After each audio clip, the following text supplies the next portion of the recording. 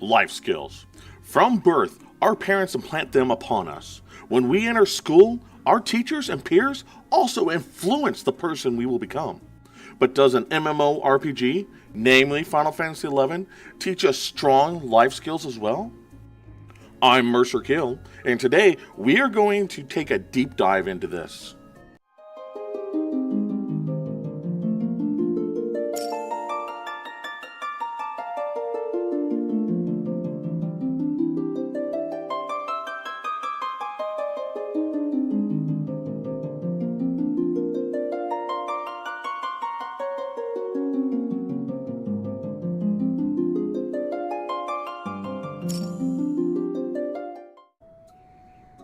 Alright everyone, so here we go. I'd like to take a stroll here up through the different zones of Final Fantasy XI as we talk about these life skills. Now, the first one I want to go and talk about is commitment. Now, commitment is a huge part of Final Fantasy XI. Namely, because you have to commit to this game. And a lot of people that try it out realize the difficulties that are going to be presented by it. And they don't want to commit that amount of time to it. But that is one of the greatest rewards of this game. Just like with life and how hard you have to grind at to earn anything, Final Fantasy is the same way. And you have to earn every single thing in this hard grinding just to get there. And it takes true commitment to get these things. Where I am right now, walking through the Hall of the Gods, alright, is a commitment getting through the Ziltar levels. But it's not just doing that. It's also raising your levels up high enough and completing the already set standard missions to be able to accomplish this. But you are so rewarded with this. I remember the first times wandering through these halls and just looking up here at the gods sitting around me, Promanthea behind you, and I think it's Atlantis in front of you. It is just so beautiful, and it feels so deep. And as we travel up even farther, getting into Sky, the lasting impact that has on me, and the rewarding feeling that it has, I, for one, think that Sky is one of the most beautiful zones in this game. And if I had to do like a top 10 list of zones I would like to visit in real life, Sky would definitely be way up there. While we're talking about it, why don't you jump down into topics and add what you think is the best real life zone that you would like to travel to, if you could do so. And I'll end up generating a list for this, based on it. But let's go ahead and get back to this. Something else that is a life skill that you will definitely learn while you're here playing Final Fantasy XI is communication. Now, playing this game back in the day was a lot of us doing it before the whole voiceover communication. We did not have TeamSpeak or Discord or anything like that. You had to use the in-game text just to be able to type. And if you played on the PlayStation 2, well, there was no keyboard that came with the system initially, and you had to use this terrible text box, almost kind of like a cell phone, but way worse because you have to use a controller and just thumbsticks to navigate around. Communication was so bad with that, and most of you, like myself, who started off on the PlayStation 2, went out and bought a keyboard immediately that was supported by the PlayStation so that you could sit there and talk. Otherwise, it was just no bueno.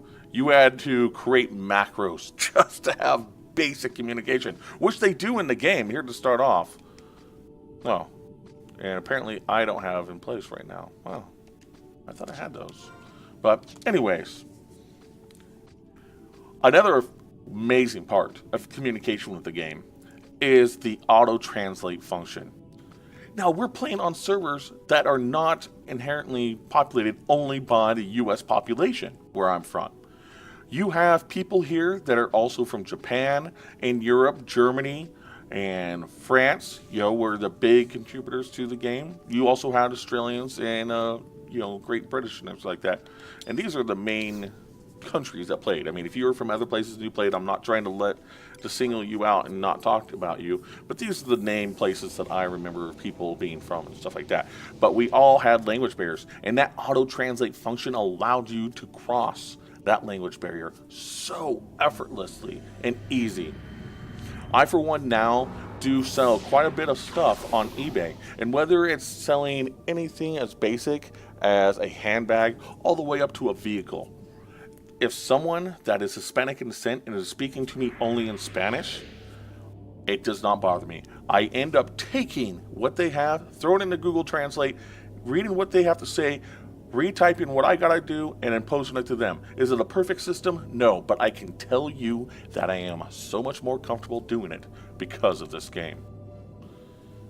I don't know if I even would have thought of doing that if I didn't play Final Fantasy XI before. And I have made several $1,000s because being able to complete sales with people that I do not know their inherent language of. Next thing I want to talk to you about is actually a two-parter. It is marketing and finances. And we're going to talk about finances first. A lot of us dived into this game when we were in middle school or high school. And what do we know about finances? We are naive to the world at those ages. And any of these life skills that can be taught upon you is truly amazing. I want to take just a moment here to look at this beautiful, breathtaking landscape.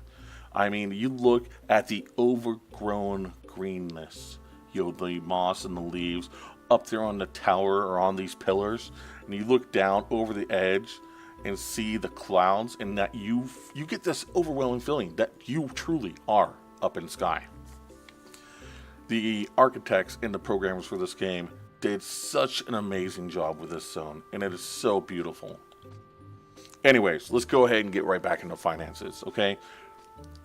Something that you learn very early on is that Final Fantasy XI is not going to hand you any gil. You have to grind hard to make your money. And if you want to accomplish anything, if you want to get higher level pieces of gear and stuff like that while you're grinding, you're going to have to go out there and work hard to earn your not your EXP, but your gil. You're going to have to grind for gil. All right? And some of us, it came to us a lot easier. People that were older, that knew how things worked, and people that were younger, you had to learn by word of mouth. What was the best thing to do? I mean, was going down to King Ronifer's tomb and farming for batwings to turn in for the quest, where you turn in, I think, 3 batwings in North Sandy, and you end up getting like 100 gil each. Was this a viable source initially for his income for you? Okay. Back in the heyday when we first started up, the auction house was rampant and just about everything sold. You could sit there and the crystals you got be fighting, and if you got like say a full stack of fire crystals, well, that was easily a 5k to 10k profit right there. More commonly was the water crystals, which just seems like every single mob dropped, but still that would net you usually about a k in itself. And so even though mobs only dropped 1 to 2 gil each, the items that you received off of them you would be able to sell. And this taught you certain things. If you wanted to operate throughout the day, you needed to be able to bring an income of so much money to be able to even do your day-to-day operations. And that's financing for us in real life. Constantly, or every single paycheck, my wife and I have to budget out our mortgage, how much we're going to pay out for food during this 2 weeks, our gas that we're going to have to spend in our vehicles for that 2 weeks, and every other line item that we have to do. You already did all this in Final Fantasy XI, and it makes applying those skills to your life that much easier. Now, the next thing I want to talk to you about, and I've already brought this up, was marketing. Marketing is a huge aspect of the game. Now, when we're talking about the auction house, and it pertaining to marketing, but also finances, people can make a lot of money off the auction house. I just realized I made a simple mistake right here, and I have to go start up that item so I can get my warp across. Wow. Anyways, if you were smart and you knew how the market worked, you were able to make a lot of gil off the auction house, buying low and selling high. And these are the type of people that actually probably went off in their lives to become brokers or Any type of product salesman that knows how to turn a buck. And myself, I didn't know that initially. I had no idea how to turn a buck, but Final Fantasy XI most definitely did. And I do employ those skills today. Just doing my side hustles. Finding something online that is cheap and then reposting it and reselling it to make more of a profit. And it's simple. And yeah, it may be small returns on some items, but those are compounded and they add up over time. I can tell you just this last Sunday, I was over and we went over to a yard sale. That was like, hey, it's Sunday. I'm tired of doing this yard sale. I'm tired of sitting out here. Every single thing is either $1 or free. We went over there and they had a printer. That was an HP printer. Nothing great, but it was a 3-in-1 scanner, printer, copier. And I spent $1 on it. Brought it home. Still had a good ink packet in it. It ran. It made copies. I flipped that for $15. That is 1,400% profit. Granted, I'm not taking in the amount of fuel that it cost me to go drive to pick this up. I mean, we were already going to be out doing a country drive, so I don't feel like that's a fair addition. And the time and energy it took me to sit down and type up the ad, which was real basic. I also had to test my product. But I'm just saying, this was extremely easy money to be made. And 11 was the exact same way, as long as you were willing to commit to it and take that energy and time. Now, marketing also applies to yourself. You had to market yourself if you wanted to join a new LS. There was a couple of them out there that were just like, hey, we'll take anybody. But a lot of people in the Final Fantasy XI community did have some type of interview process. They wanted to ensure that you would be able to mold with their group. Your status on the server was a big thing. And if you were a significant weak link or a dick, people didn't want to hang out with you. This game was such a time sink that there is no place for someone that's going to slow down your operations. And we've always been in that place. You've been in an LS where there was that one guy who just was not that good. They half-assed. They were always AFK and merit parties. Or you'd go to a camp and you're sitting there, trying to stay awake for windows and stuff like that. And this person was always sleeping and you had to do call after call to wake them up. All right? These people are annoying and you really dislike them. And people don't have time for that. You let them tag along because you're the nice guy. And good on you for that. But ultimately, 90% of the time, they were just dead weight you were dragging along.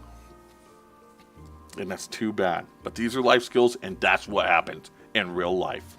You have a lot of dead weight that you're dragging along. And because you're a nice person, you allow it.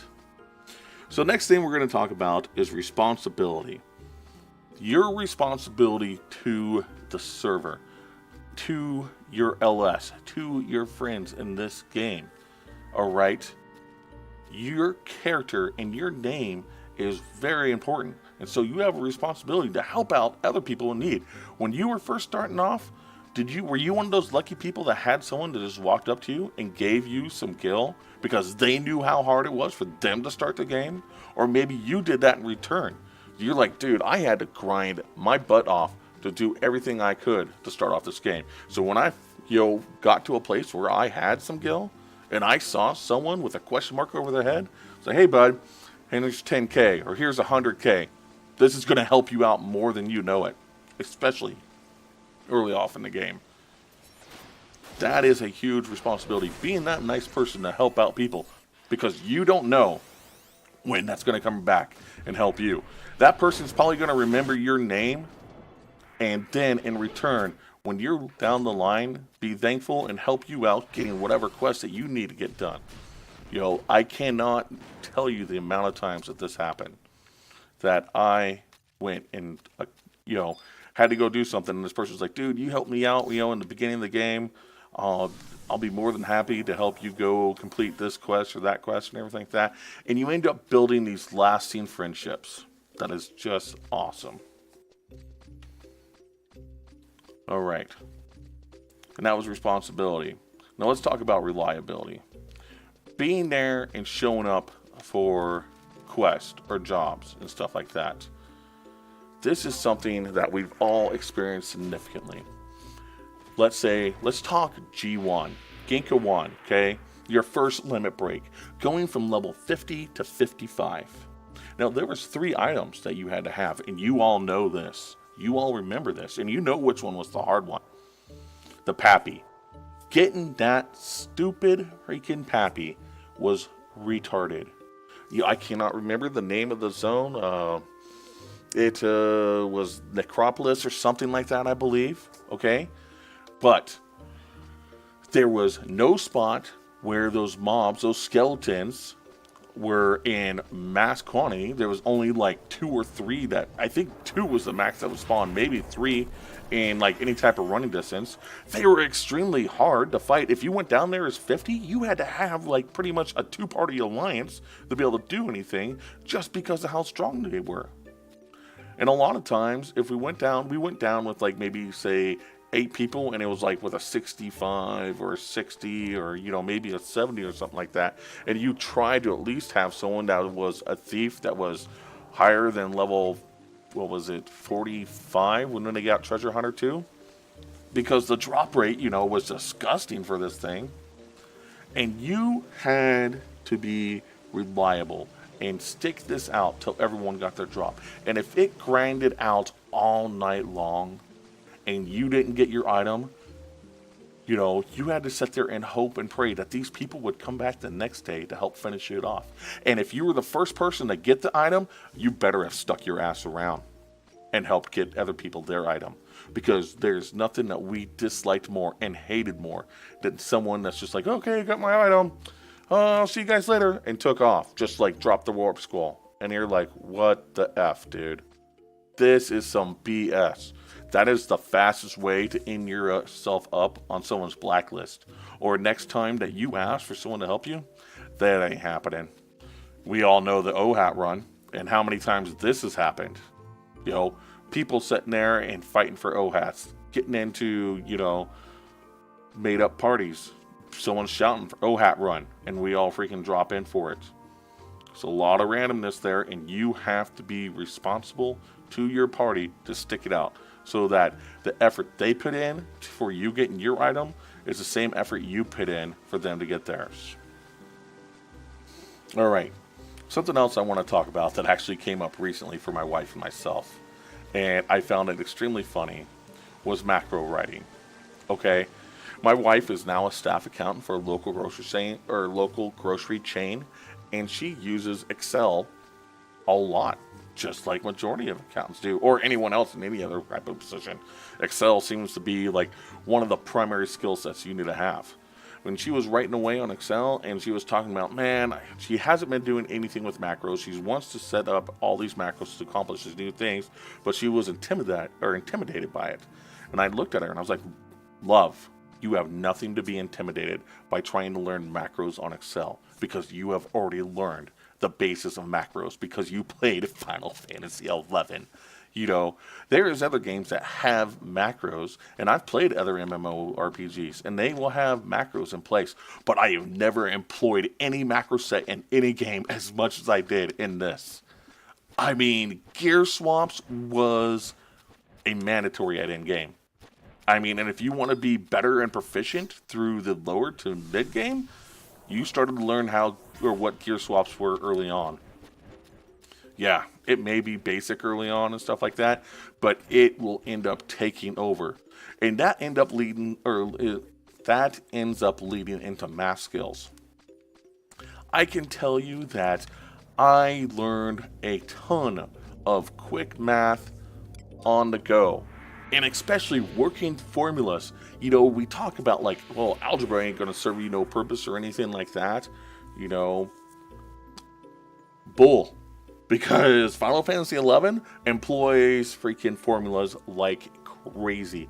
And if you wanted to get the edge up, be able to overcome these brackets, if you wanted to be able to go into Dynamis and max out your accuracy, and then also your damage that you can put out, and your weapon skill damage and your weapon skill accuracy, or stick those sleeps on mobs, you needed to be good at working these formulas. You couldn't just willy-nilly, I mean, you could willy-nilly just throw on gear like, well, it just gives me plus 10 accuracy, I guess I'll use that. I mean, these are granted in things that you should know, but you're going to end up hitting these walls where you are going to max out your accuracy, and it doesn't matter how much more accuracy gear you throw on. You could be wasting gear space because of it. And these are the things that we needed to learn, to find out. I give thanks to the people that did find these things out. All right, and allowed me to be able to adjust my gameplay and make the best that I could. On that, I'm going to go in next to code writing. All right, because this falls under the whole macros thing. I never expected to have a game that required me to learn code writing like Final Fantasy XI did. Going into macros, the macro system in the game is very limiting. And to get the most you can use out of it, you're going to have to use something off of Windower like gear swap, or you'll have to write into the program files of the game your own macro list that it will end up referencing. But you got to figure out how to do this. And thank goodness, Google is, amazing, because you can just employ Professor Google and find out what you have to do to figure anything out. Granted, back in the day, we didn't have YouTube, okay? Oh, great. No response from the server. Well, people, this is something else that you see. And this is typical Final Fantasy. You're trying to accomplish something important in life, and this comes up. Oh, and this is just dealing with, I don't know, dealing with frustration right now. That's what this is. And being able to overcome this. Being able to step away and saying it's okay. Anyways, at this time, people, we're going to go ahead and shut this down. And I'm going to reset my game client and take a step back. I want to thank you today for coming over and listening to this video. And if there's certain things, stuff that you want to comment about, go ahead and do so. I'm very active with my comments, and I'll get back with you. You have a good one.